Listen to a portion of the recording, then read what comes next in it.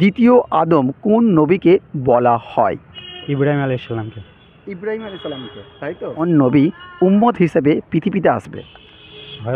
হযরত ঈসা আলাইহিস সালাম। আসসালামু আলাইকুম রহমতুল্লাহি ওয়া বারাকাতু। আবারও নিত্যদিনের মতন আপনাদের মাঝে ইসলামিক কুইজ নিয়ে আমরা হাজির হয়ে গেছি। এখন আজকে যেখানে এসেছি সেটা হচ্ছে অঙ্কুরহাটি জামে মসজিদ। আর এই যে অঙ্কুরহাটি জামে মসজিদে এসেছি, আসরের নামাজের পরে আমরা এক দাদাকে পেয়েছি, যেই দাদার সাথে আজকে খেলবো কিন্তু কুইজ। দেখা যাক এই দাদার কাছ থেকে সেই ইসলামী পাঁচটা প্রশ্নের সঠিক উত্তর কীরকম পায়। প্রথমেই আমাদের কুইজে যাবার আগে এই দাদার পরিচয়টা আমি চটপট জেনে নেব, তারপরে আমাদের প্রথম যে প্রশ্ন সেই প্রশ্নটা ওনাদেরকে ছুড়ে দেবো। আসসালামু আলাইকুম। ওয়ালাইকুম আসসালাম। আপনার নাম? মোরসেলিম শেখ। আচ্ছা, বাড়ি? বাড়ি এইখানেই। আচ্ছা, আপনার দোকান আছে বললেন? জি, আমার দোকান আছে। আপনার কিসের দোকান? পাওয়ার টুলস, মেশিনারি দোকান। আচ্ছা, তো দোকান কীরকম চলছে? আলহামদুলিল্লাহ চলছে। ভালোই চলছে, মাশাআল্লাহ।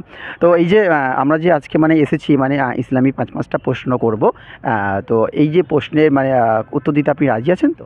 জি, ইনশাল্লাহ চেষ্টা করব। আচ্ছা, পুরো পুরস্কার নেবার ইচ্ছা আছে? সেটা আল্লাহর ইচ্ছা, দেখা যাবে। তো নিশ্চয়ই আমি তো মনে করছি নিশ্চয়ই এই দাদা আমার এই পাঁচটা প্রশ্নের সঠিক উত্তর দিতে পারবে ইনশাআল্লাহ। তাহলে আপনার জন্য আজকের প্রথম প্রশ্ন, হারাম কাকে বলে? হারাম কাকে বলে?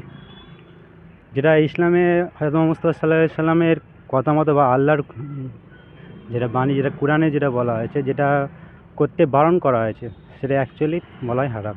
যেটা ইসলামের বাইরে, যেটা ইসলাম যেটা জিনিসটাকে করতে নিষেধ করেছে, সেই জিনিসটাই হারাম বলা হয়। আচ্ছা, তো বন্ধুরা দেখতে পাচ্ছ যে আমাদের প্রথম প্রশ্ন ছিল যে হারাম কাকে বলে। ইনি বলছেন যে ইসলামের মধ্যে যদি ইসলামের বাইরে যেগুলোকে আর কি নিষেধ করেছে সেইগুলোকে হারাম বলে।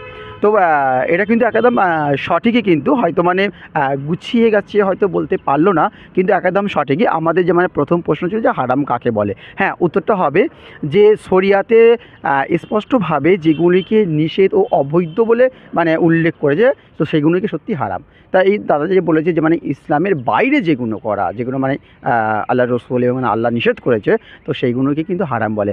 তো এবারে আমরা চলে যাব কিন্তু 2 নম্বর প্রশ্ন। আর এই 2 নম্বর প্রশ্নটা দেখা যাক এই দাদার কাছ থেকে কি উত্তর আসে।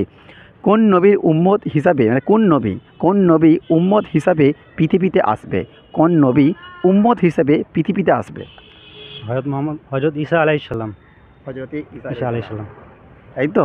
হযরত মুহাম্মদ সাল্লাল্লাহু আলাইহি সাল্লাম প্রথমে এসে গেছিল নাকি? না, মুহাম্মদ আলাইহিস সালামের উম্মত হিসাবে হযরত ঈসা আলাইহিস সালাম আবার আসবে, হ্যাঁ, এটাই বলা হয়।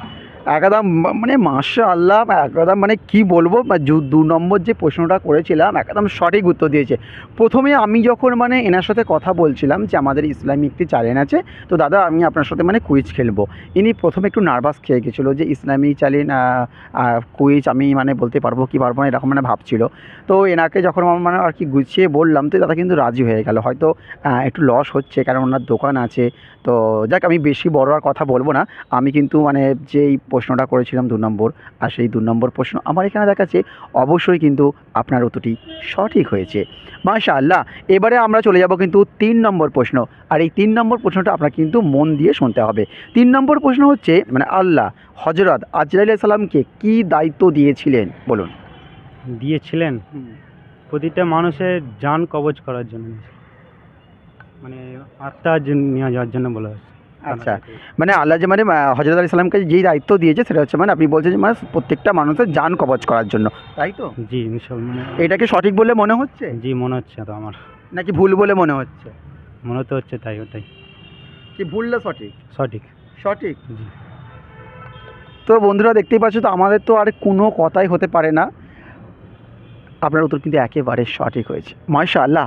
3-3টে প্রশ্ন করেছিলাম আর 3-3টে প্রশ্ন কিন্তু সঠিক উত্তর দিয়েছে। এবারে আমরা চলে যাব কিন্তু 4 নম্বর প্রশ্ন। আর এই 4 নম্বর প্রশ্নটা কিন্তু আপনাকে মন দিয়ে শুনতে হবে। 4 নম্বর প্রশ্ন হচ্ছে, চতুর্থ আসমানে কোন নবীর জান কবজ করা হয়েছিল? চতুর্থ আসমানে কোন নবীর জান কবজ করা হয়েছিল? আপনি চাইলে অপশন নিতে পারেন। জি, অপশন দেন, কনফিউজ ডাইরেক্ট বলবেন না? জি না, যে কোন নবী, তাই অপশনের পর বলবেন। ঠিক আছে, তাই আপনার জন্য অপশানগুলো শুনুন। হযরত ইদ্রিস আলাইহিস সালাম, হযরত নূহ আলাইহিস সালাম, হযরত হুদ আলাইহিস সালাম, হযরত ইব্রাহিম আলাইহিস সালাম। বলুন। হযরত ইব্রাহিম আলাইহিস সালাম মনে হচ্ছে। কনফার্ম নয়? কনফার্ম নয়, তবে মনে হচ্ছে। মনে হচ্ছে, ডাউট আছে নাকি? দাউদ মনে হচ্ছে ওটাই হবে, ওটাই হবে। ইব্রাহিম আলাইহিস সালাম। জি। আচ্ছা, তো বন্ধুরা দেখতেই পাচ্ছে উনি বলছে যে মানে হতে পারে যে মানে ইব্রাহিম আলাইহিস সালাম, তাই তো? কিন্তু আমার এখানে দেখাচ্ছি ওনার উত্তর কিন্তু ভুল হয়েছে। হ্যাঁ, উত্তরটা হবে হযরত ইদ্রিস আলাইহিস সালাম। জানা গেল, শেখা গেল কি না? একটা হয়তো পারেননি, এর জন্য মন খারাপ হচ্ছে না তো? জি না না। আচ্ছা, এখনও কিন্তু পড়ে রয়েছে একটি প্রশ্ন, আর এই একটি প্রশ্নটা কিন্তু মন দিয়ে শুনতে হবে। আমাদের এবারে 5 নম্বর প্রশ্ন। 5 নম্বর প্রশ্ন হচ্ছে, দ্বিতীয় আদম কোন নবীকে বলা হয়? ইব্রাহিম আলাইহিস সালামকে। ইব্রাহিম আলাইহিস সালামকে, তাই তো? কিন্তু আমি যেই ভাইকে মানে 5-5টা প্রশ্ন করব বলেছিলাম, ইনি কিন্তু প্রথম থেকে 1, 2, 3 তিনটের প্রশ্ন কিন্তু সঠিক উত্তর দিয়েছে। 4 নম্বরটা মানে অপশান নিয়েছিল, অপশান নেবার পরেও বলতে পারেনি। তারপরে আমরা চলে গেছিলাম 5 নম্বরে, যেটা মানে শেষ প্রশ্ন। আর এই 5 নম্বর প্রশ্নের উত্তরটাও কিন্তু একেবারেই ভুল দিয়েছে। আমাদের যে 5 নম্বর প্রশ্নর উত্তরটি হবে সেটা হচ্ছে হযরত নূহ আলাইহিস আসসালাম। ঠিক আছে? এনাকে কিন্তু না, আমি বলছি যে 5 নম্বর যে প্রশ্নটা আমি আপনাকে আরও একবার বলে দিচ্ছি। 5 নম্বর প্রশ্ন হচ্ছে আমার ছিল যে দ্বিতীয় আদম কোন নবীকে বলা হয়? ঠিক আছে? আপনি কিন্তু বলেছেন কোন নবী বলেছেন? জি ভুল হয়েছে অবশ্যই। ইব্রাহিম আলাইহিস। হ্যাঁ, এটা হবে কিন্তু অবশ্যই উত্তরটি হবে হযরত নূহ আলাইহিস সালাম। ঠিক আছে? আচ্ছা, এই যে 5-5টা প্রশ্নের মধ্যে 3টি প্রশ্নের উত্তর দিয়েছেন, তো কিরকম লাগলো? জি আলহামদুলিল্লাহ, ভালো লাগলো। তো আমাদের এই যে চ্যালেঞ্জ সম্বন্ধে আপনার কিছু বলার আছে? জি না, কিছু বলার নেই। জাস্ট 5 নম্বর প্রশ্নটা আমার একটু বুঝতে ভুল হয়েছে। আচ্ছা, ওই জানেন আমার জানা ছিল কিন্তু বুঝতে কি তবুও এই যে বুঝতে ভুল হয়েছে, কিন্তু আমরা আপনাকে কিন্তু ছাড়বো না।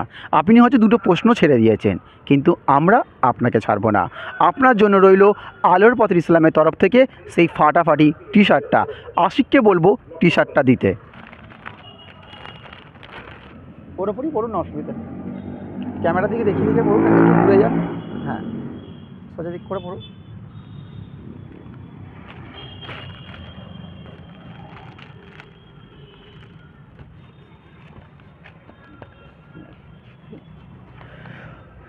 তো মাশাআল্লাহ, এই ভাইটাকে দেখতেই পাচ্ছ বন্ধুরা, যে এই ভাইটাকে যে আমরা 5-5টা প্রশ্ন করেছিলাম, সেই 5-5টা প্রশ্নের মধ্যে 3টে প্রশ্নের সঠিক উত্তর দিয়েছে। আমরা বারবারই বলি যে 5-5টা প্রশ্ন থাকে, 5-5টা প্রশ্নের মধ্যে আপনি মানে 3টে, 4টে কিংবা 5টা দিতে পারলেই আপনার জন্য থাকবে আলোর পথের ইসলামের তরফ থেকে এই যে টি শার্ট ভাই পেয়ে গেছে, এই টি শার্টটা। তো এই যে টি শার্টটা পেয়েছেন এবং 3টি প্রশ্নের সঠিক উত্তর দিয়েছেন, এই যে এইগুলো এটা দেওয়া মানে এই 5টার মধ্যে 3টে প্রশ্ন উত্তর দেওয়ার পরে আপনি কি মেসেজ দিতে চান প্রত্যেকটা মানে মুসলমান ভাইদেরকে? এটাই মেসেজ দিতে যাই প্রতিটা মানুষকে, যেহেতু মুসলিমে যেহেতু জন্মগ্রহণ করেছি, প্রতিটা মানুষকেই, বিশেষ করে মুসলিম ভাই বোনদের জন্য বলেছি, ইসলামিক শিক্ষা জ্ঞান অর্জন করা অবশ্যই করতেই হবে আর কি। ওটা অবশ্যই করতে হবে, কারণ এটা তো দুনিয়া, আখিরাতের জন্য তো ওটাই একমাত্র যে জিনিস যেটা আমাদের নিয়ে যেতে হবে। ওই জন্য মেসেজ এটাই দিতে যাই যে পড়াশোনা আলো চালিয়ে যাওয়া দরকার। তো বন্ধুরা দেখতেই পাচ্ছ, এই ভাই কিন্তু সত্যি মানে খুব ছোট্ট মানে কথাগুলো বলেছে, কিন্তু সত্যি আমাদের সবাই কিন্তু ভাবা দরকার। হ্যাঁ, আমাদের প্রত্যেকটা মানুষকেই কিন্তু ইসলাম সম্বন্ধে চলা অবশ্যই কিন্তু আমাদের প্রত্যেকটারই কিন্তু মানে কর্তব্য। কেন ইসলামের প্রত্যেকটা কাজই যেন আমাদের মধ্যে থাকে। আমরা মুসলমান, সেই জন্য আমরা কিভাবে চলবো, কিভাবে উঠবো, কিভাবে বসবো, সেটা আমাদের অবশ্যই জানা দরকার। প্রত্যেকটা কাজ যেন ইসলাম শরিয়ত এবং মানে সুন্নত তরিকা অনুযায়ী হয়। তো বন্ধুরা, আমরা কিন্তু এখানে ভিডিওটি শেষ করছি। এই পরের ভিডিও পেতে আমাদের চ্যানেলটিকে অবশ্যই সাবস্ক্রাইব করবেন। ভালো থাকবেন, সুস্থ থাকবেন, আমাদেরকে অবশ্যই বেশি করে সাপোর্ট করবেন।